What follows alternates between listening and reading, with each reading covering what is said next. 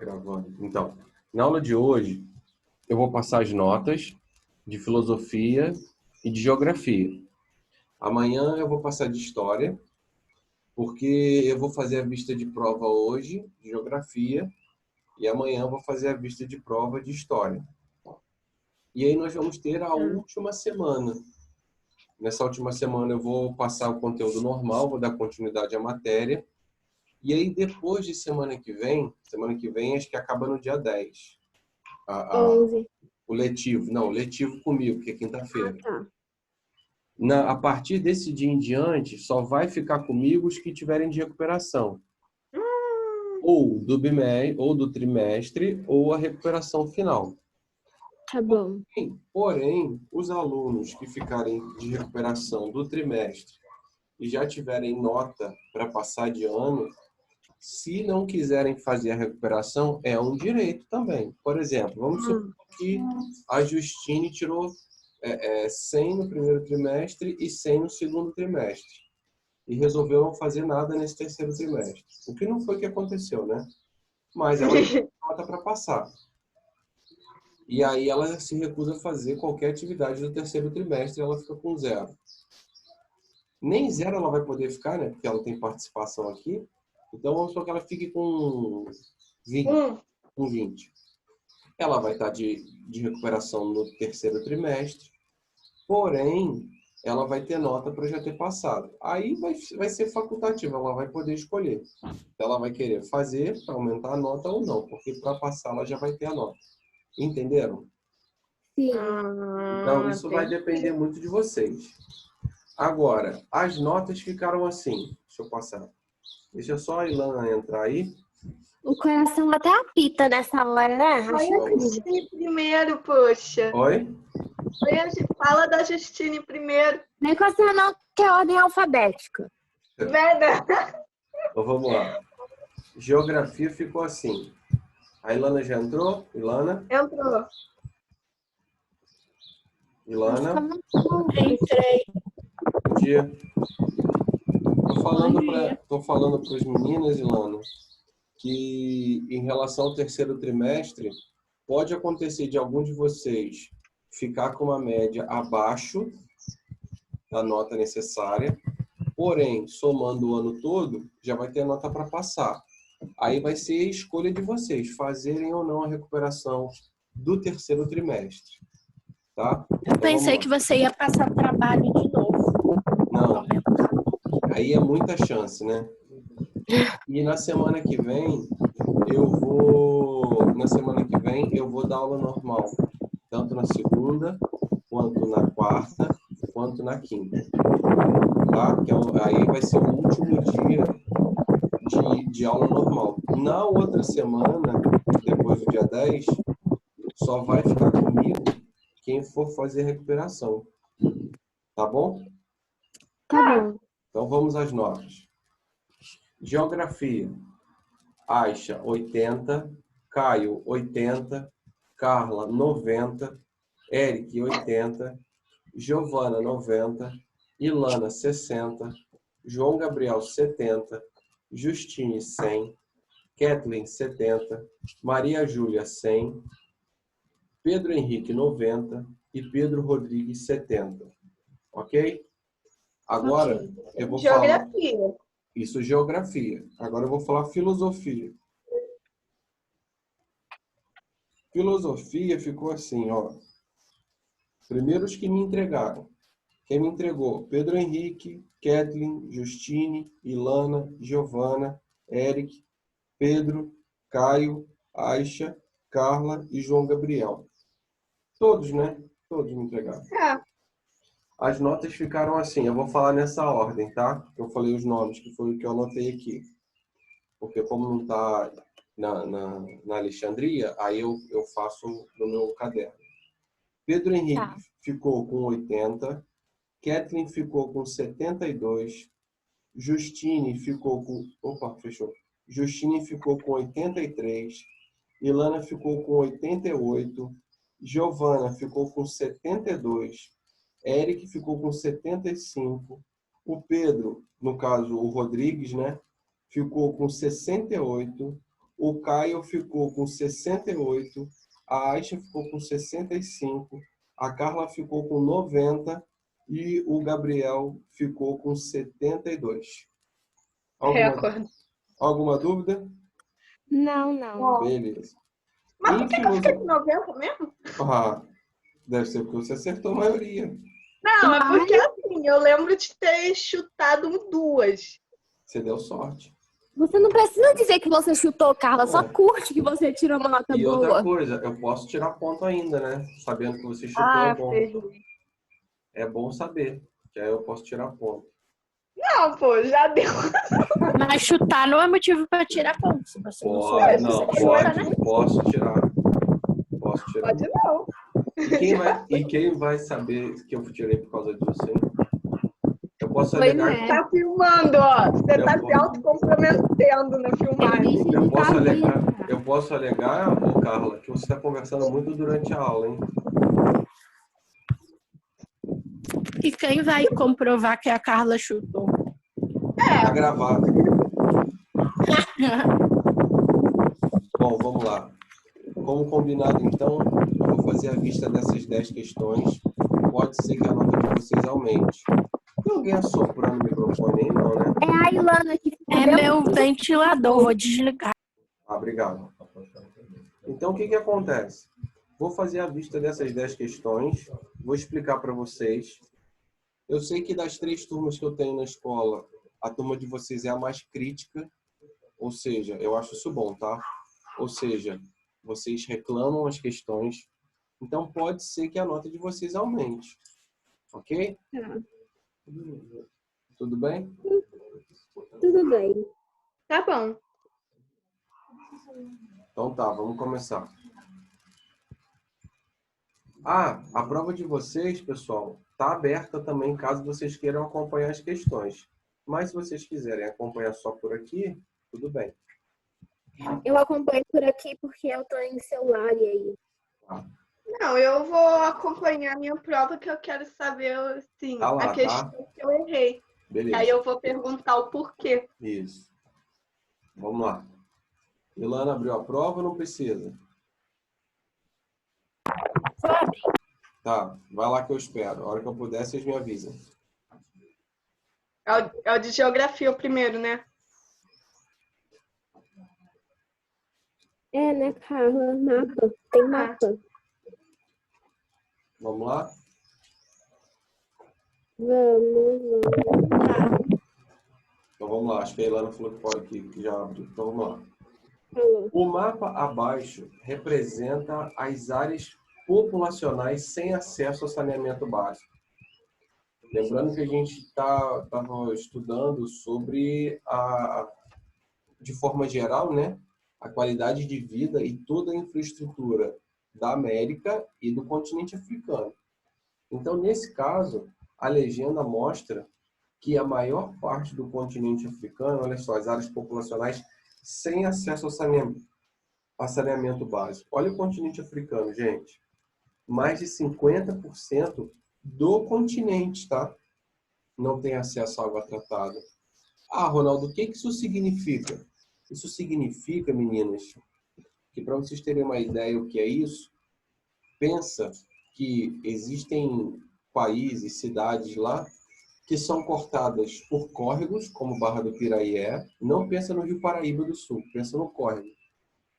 E que o mesmo córrego que a gente usa, infelizmente, né, como local de deposição dos nossos dejetos, lá eles também usam. A diferença é que aqui, mesmo que de uma forma ruim, existe o tratamento dessa água suja para a gente poder utilizar, lá não tem. Então, a falta de saneamento básico é isso. É a falta de um local correto para depositar o esgoto. E o pior, esse esgoto não é tratado, essa água do rio não é tratada, e as pessoas consomem ela, ai, tá me dando até ânsia, consomem essa água suja, do jeito que está. Então, imaginem onde vocês moram, se algum córregozinho passa por aí e é aquele córrego bem cinza, cheio de dejeto, e vocês tendo que pegar aquela água para beber. É lógico que essa água que eles pegam para Nojento. beber, eles filtram, por exemplo, num pano, eles fervem essa água para tentar matar os micróbios, os micro-organismos. Porém, imagina. Uma vez eu vi um vídeo de um canal do Manual do Mundo no YouTube. Aí, o cara lá tava fazendo um vídeo falando sobre um sachêzinho, acho que era da P&G, que era que você jogava na água. Ele fez o vídeo, ele fez até com uma água que ele pegou num rio.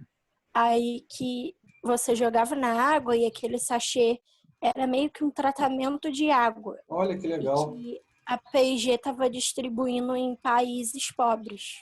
Isso que você falou, Ilana, é uma iniciativa que nesse século, eu estou achando isso muito legal. É uma iniciativa que essas principais empresas globais, reconhecidas internacionalmente, elas estão começando a se preocupar em desenvolver tecnologias, mesmo que fora da área delas ou dentro da área delas, para poder fazer não só o tratamento de água, né?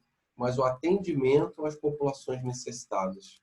Eu acho isso muito legal, muito legal. Bom dia, Pedro. Eles iam distribuir, eles distribuem em países pobres.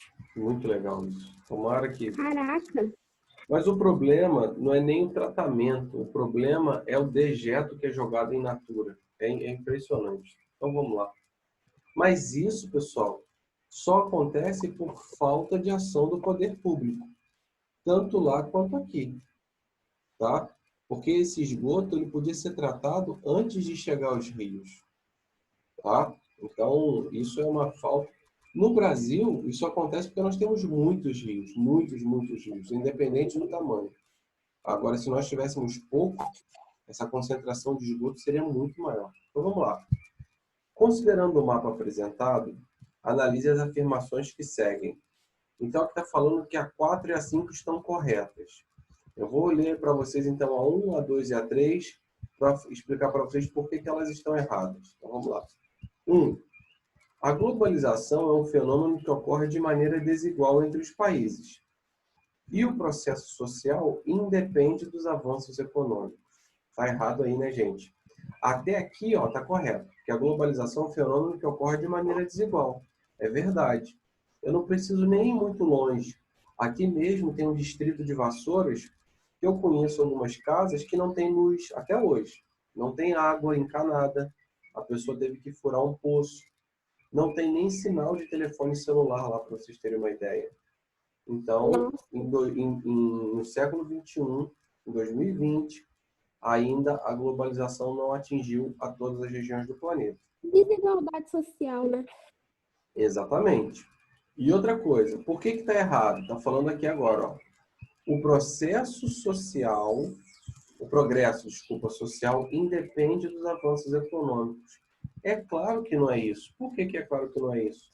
O progresso social ele depende desses avanços econômicos. Sem dinheiro, não tem como investir nesses avanços.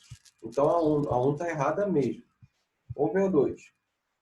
Existe relação direta entre o crescimento da ocupação humana e o maior acesso ao saneamento básico. Nada a ver, né, gente? Os países com maior número de ocupação populacional são os países que têm mais dificuldade de atender essas necessidades básicas.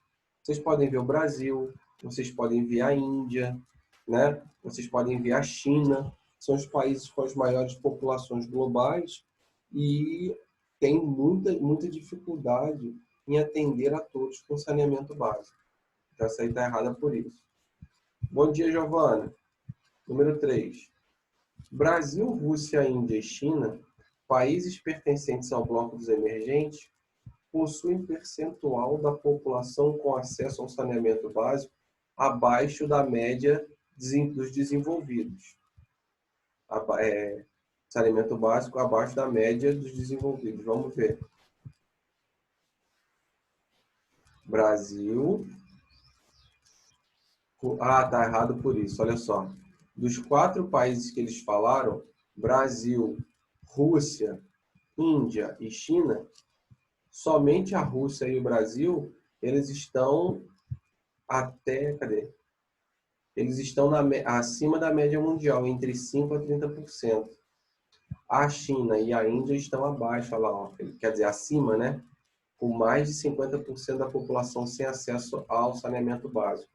No caso, o Brasil e a Rússia estão abaixo dessa média, o que é um ponto positivo. O que vocês poderiam questionar nessa questão é o seguinte, Ronaldo, esses números são enganosos. Porém, gente, eu não estou aqui, eu sei que é enganoso, né? No Brasil não é uma maravilha. Porém, quando vocês forem fazer uma avaliação, vocês têm que analisar o que está no gráfico e não o que é verdade ou não. Ok? Ok. Alguém quer reclamar essa? Não. Então vamos para a próxima. Aí um mapinha de anamorfose sobre o desenvolvimento humano da população global. Já dá para perceber, mesmo sem o título, que era sobre isso, porque olha a China, olha o Japão, olha a Índia. Então, são os países mais populosos do planeta, né? Então vamos à pergunta. Em relação a esse mapa de anamorfose, o que ele apresenta? Olha aí, olha a resposta. Em grande parte dos países localizados na zona intertropical do globo apresentam médio e baixo IDH. Ah, tá, entendi. Isso foi uma pegadinha. Olha só, esqueci. Porque o mapa está mostrando o índice populacional, correto? O mapa de anamorfose. Porém, as cores da legenda estão mostrando os valores de IDH. Então, por exemplo, ali está falando dos países localizados na zona intertropical, ou seja, entre os trópicos. Fica aqui, ó, nessa parte central aqui, ó, América Central, aqui, ó, grande parte da América Latina, continente africano e a parte sul da Ásia. Esses países, eles têm um IDH dentro das cores aqui de médio para baixo. Desses todos que eu falei, quem tem um IDH médio? O Brasil tem um IDH mediano para alto, vamos dizer assim, né? Tirando o Brasil e esses países aqui da América do Sul, o resto, olha só, África e os países aqui da zona intertropical da Ásia, eles têm de médio para baixo. Então, essa questão está correta. Alguém quer perguntar alguma coisa? Não. Não? Então, vamos para a próxima. 3. Outro mapa de anamorfose sobre a concentração de renda, né? E aí vem a pergunta. A confecção do mapa foi realizada utilizando uma técnica cartográfica denominada anamorfose. E aí, o que o mapa indica? Vocês pararem para perceber, os países do sul, vamos dizer assim, aqui, ó, América Central. Eu demorei 30 anos para entender esse mapa.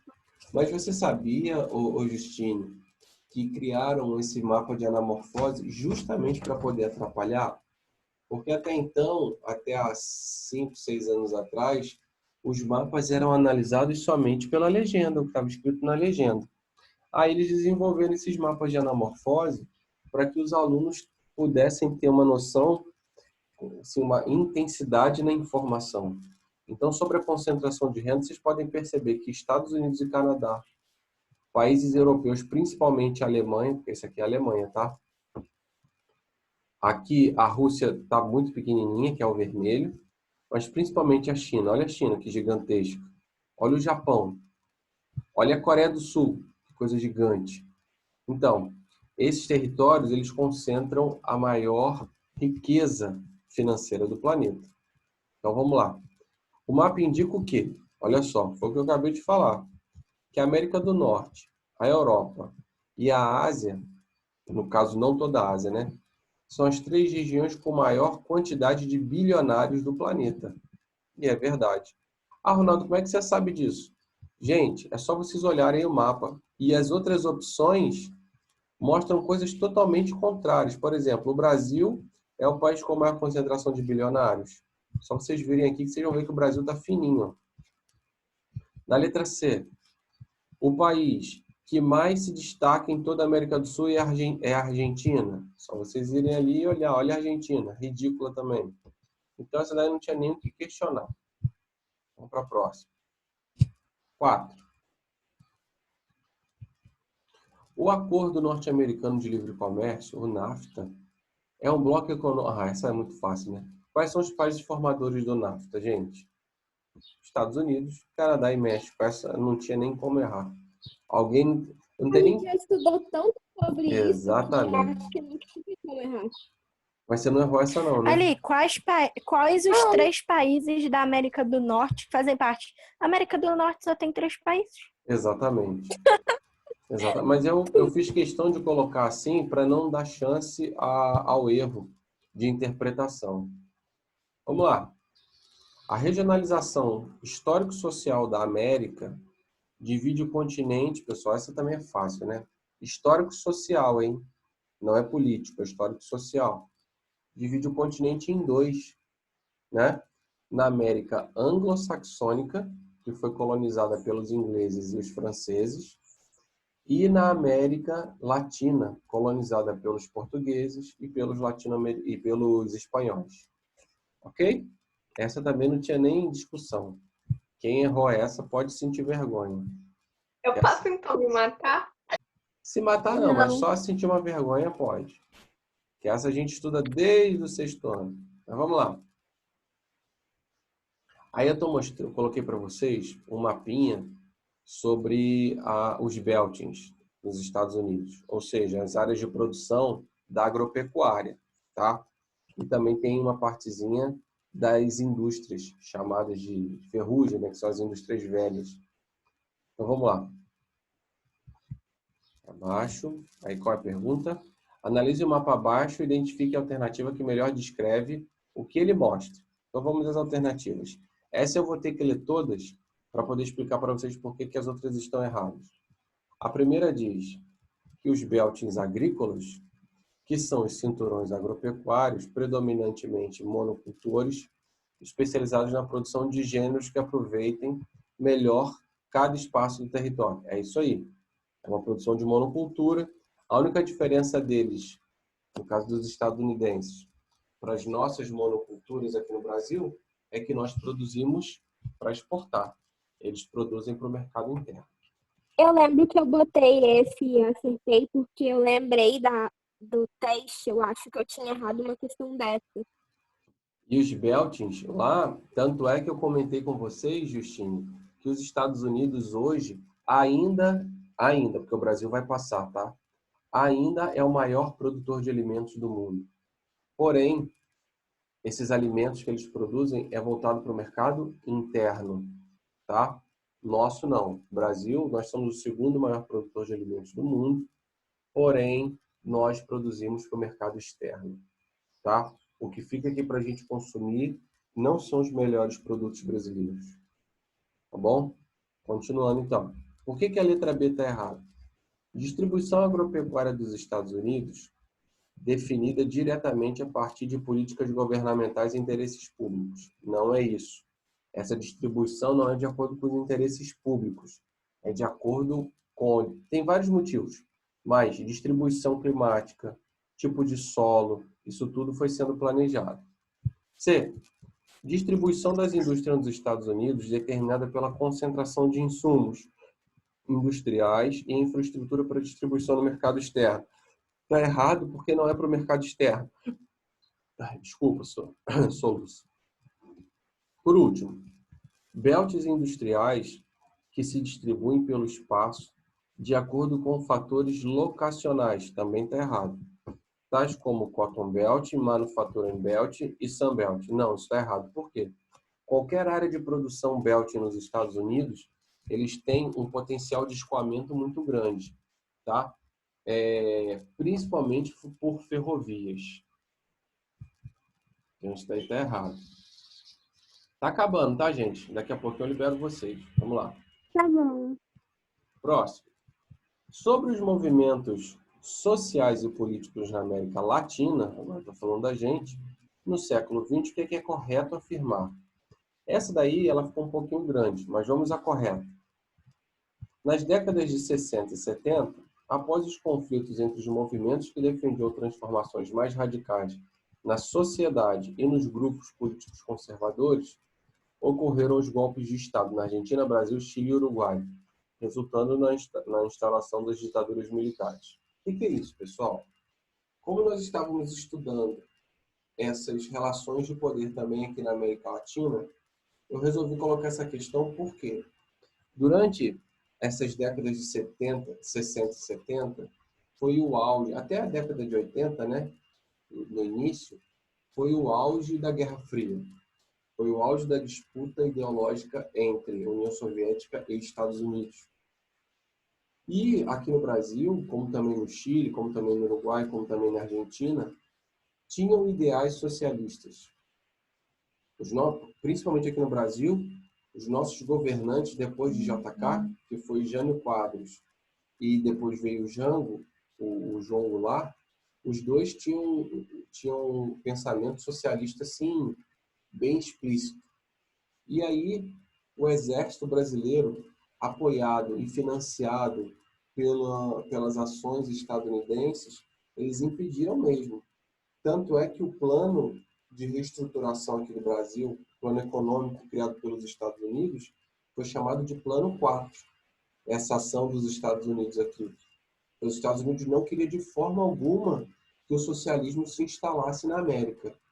Tanto é que o único país que conseguiu instaurar, vamos dizer assim, um sistema socialista naquele período foi Cuba. E mesmo assim com muita guerra, porque nos outros países nada disso foi feito. Todos os exércitos foram patrocinados pelos estadunidenses com esse plano econômico e não deixou o socialismo entrar aqui e crescer. E, Ronaldo, por que eles fizeram só isso aqui? Não foi só aqui não, tá? No Japão, os Estados Unidos fizeram isso também. A diferença é que no Japão, esse patrocínio que os Estados Unidos deu, os japoneses souberam investir. Nós não soubemos investir. Na verdade, esse investimento que o Exército fez na época, ele criou uma infraestrutura gigantesca, isso ninguém pode falar, porém, à base de muitas dívidas com a FMI. Esse foi o problema. Porque a ditadura militar, pessoal, enquanto estava tudo bem economicamente, ninguém reclamava não, tá? Nos primeiros anos de ditadura militar, nem os estudantes reclamavam, porque a vida econômica do Brasil estava perfeita. O Brasil era o país que mais crescia no mundo, para vocês terem uma ideia. Então ninguém reclamava. O problema foram os anos finais. Que aí a dívida aumentou, a dívida externa, aí veio a crise, aí o pessoal começou a falar da ditadura. E até então ninguém reclamava. Antepenúltima.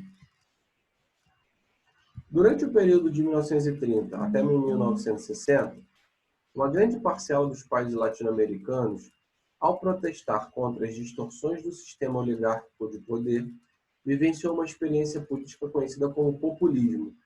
A respeito dessa corrente política, é correto afirmar que o populismo, pessoal, ele se baseia naquela ideia de massa, na ideia socialista. Então, olha só. Foi um fenômeno urbano característico da passagem da sociedade rural para a urbana e industrial, favorecendo a burguesia de cada país. Por quê? Esse populismo ele acontece a partir do momento em que o campo desses países aqui da América Latina se enfraquece em relação à geração de emprego. Então, essa população vem para as grandes... Vem não, né? Eu não moro numa grande cidade. Vai para as grandes cidades em busca desse emprego, causando essa super concentração populacional. Ok? Alguém quer reclamar essa? Cri. Silêncio diz que não, né? Eu tava Não, com o não microfone reclamo dessa, desligado. não. Não ouvi. Falaram juntos. Eu falei com o microfone desligado. Ah, tá. Posso passar adiante ou você quer perguntar alguma? Sim, pode. Então, vamos lá. Penúltima, para vocês se livrarem de mim. O Manufacturing Belt, no nordeste dos Estados Unidos, né, apresentava na década de 50 cerca de 69% da produção industrial dos Estados Unidos. Deixa eu explicar para vocês por quê. A industrialização nos Estados Unidos começou no Nordeste mesmo, Porém, pessoal, com o desenvolvimento da Guerra Fria e a necessidade do governo estadunidense espalhar por todo o país as indústrias, fez com que o governo estadunidense começasse a levar as indústrias para o oeste. Por que para o oeste? Porque o nordeste e o leste dos Estados Unidos já estavam todos ocupados. Levando algumas indústrias de grande porte lá para o oeste, automaticamente grande parte da população também iria para o oeste, automaticamente ia ter o quê? Um crescimento populacional lá. Ronaldo, para que crescimento populacional? Porque crescendo a população, o governo entendia que seria mais fácil de defender a terra contra a invasão, a possível invasão socialista da Rússia. Tá bom? E aí vem a pergunta. Esse mesmo Manufacturing Belt, que foi o orgulho dos americanos, no caso dos estadunidenses, né, ganhava uma nova designação pejorativa, né, Cinturão da Ferrugem. Aí vem perguntando, por que Cinturão da Ferrugem? Olha só. O espaço geoeconômico norte-americano está se reorganizando com o surgimento de novos polos industriais. É isso mesmo, foi o que eu acabei de falar. Esses novos polos foram sendo direcionados pelo governo. E se o governo não conseguisse direcionar, o que ele fazia? Ele dava incentivos fiscais. Olha, se você, Nike, quer produzir, você pode, isso lá na década de 60, década de 50. Se você quer produzir, no Nordeste você vai ter que pagar tanto de imposto.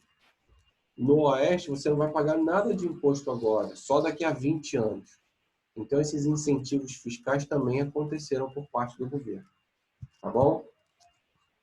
Última. Eu estava tentando lembrar o nome desse negócio. Era Marcha para o Oeste, não foi? Não. A Marcha para o Oeste, ela aconteceu lá no início, quando os Estados Unidos, logo depois da Guerra de Secessão, os Estados Unidos, na guerra entre o Sul e o Norte, no meio da guerra, não é nem quando ela acabou, no meio da guerra, eles começaram essa marcha para o oeste para poder ocupar território.